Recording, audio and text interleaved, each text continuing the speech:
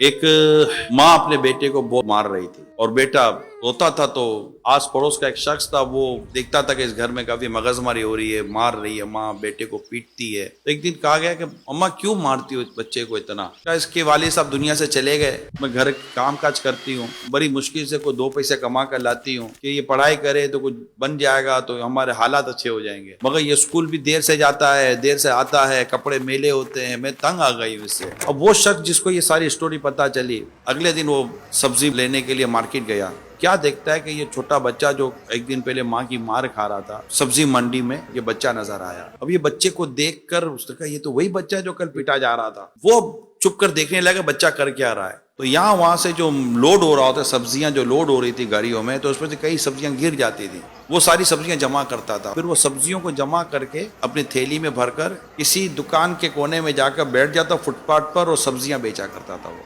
अब वो आदमी उसको फॉलो कर रहा है। ये स्टोरी क्या है? अब स्टोरी ये है कि वो जैसे स्कूल गया तो अब लेट पहुंचा दोबारा, तो उस्ताद साहब देखा हाथ निकालो, हाथ निकाले, उसकी मार पड़ी, वो रोया। तो वो आदमी उसको हमदर्दी पैदा, बोला सर क्यों मार रहे हैं आप इसको? कहा ये रोजाना लेट आता है, इसको रोज मारो, रोज लेट आता है, रोज मारो, रोज लेट आता है। बंदा है, गधा है, मानता ही नहीं है कोई बात। तो अब उसकी समझ में तो सारी कहानी आ गई थी कि ये है क्या। उसने टीचर को कहा कि आप एक काम करें, मैं आपको इंशाल्लाह इसके ताल्लुक से कुछ बयान करूंगा। अगले दिन इसकी माँ ने फिर से मारा पीटा, वही कपड़े मेले करके और सारा हिसाब किताब बनाकर वो गया था। उससे इसकी अम्मा को कहा कि उसको मारो नहीं, मेरी बात सुनो, मैं आपको कुछ बताना चाहता हूँ। फिर वो बच्चा सुबह जब स्कूल के लिए निकला तो उसने इसकी अम्मी को कहा कि आप फना जगह पर आकर देखे क्या हो रहा है। तो उसकी माँ कहीं चुप कर अब देख रही थी बेटा क्या कर रहा है। इससे फोन करके उस्ताद साहब को बुलाया, टीचर को, कि जरा आकर देखिए कि बच्चा क्या कर रहा है। अब दोनों कोने में कहीं अलग अलग प्लेसमेंट कर दी और चुप कर देख रहे थे। तीसरा ये आदमी था जो इनको दिखा रहा था। अब बच्चा वही रूटीन, वही सब्जियां जमा करना, सब्जियों को थैली में डालना, सब्जियां बेचना, कपड़े मेले हो जाना। फिर वो लेट गया स्कूल। अब वो टीचर तो देख ही रहा था, उसे पहली बार देखा था कि हो क्या रहा है बच्चा, यार ये तो मजबूर है।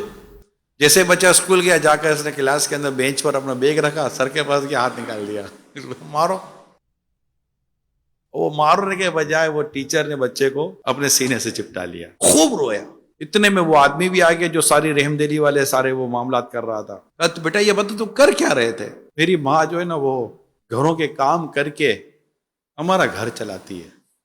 मैं देखता हूं कि मेरी माँ के कपड़े फट जाते हैं। अब मेरे पास इतने पैसे तो है नहीं कि मैं अपनी माँ को ऐसा चादर या ऐसा कपड़ा या ऐसा लिबास दिला सकूं कि मेरी माँ के कपड़े सही हों। तो मैं यूं सब्जियां बेचकर ये सब कराकर पैसे जमा करता हूं, और आज मुझे उस शख्स ने ये कपड़ा दे दिया है जिसके लिए मैं अपनी माँ के लिए सूट सिलाऊंगा। कहा बेटा फिर इसकी पेमेंट कहाँ से करो? कहा भाई इसी तरह सब्जियां बेचता रहूंगा, फिर सिलाई के पैसे दूंगा और अपनी माँ के लिए मैं एक लिबास दूंगा ताकि मेरी माँ अपने बदन को सही छुपाकर लोगों के घरों के काम कर सके।